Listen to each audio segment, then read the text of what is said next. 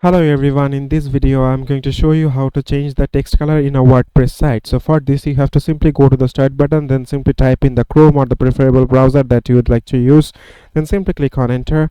After that you have to simply type in www.wordpress.com in the top search bar. Then you have to simply put in your login credentials there, and once you put in your login credentials it will simply take you to a page like this.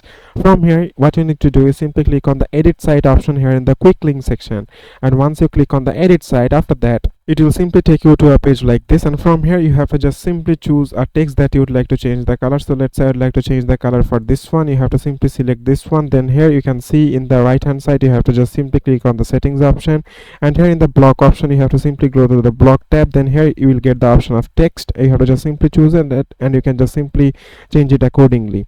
So you can just choose red, green according to your preferences or according to your size. So it is as simple as that, guys. Thank you very much for watching this video.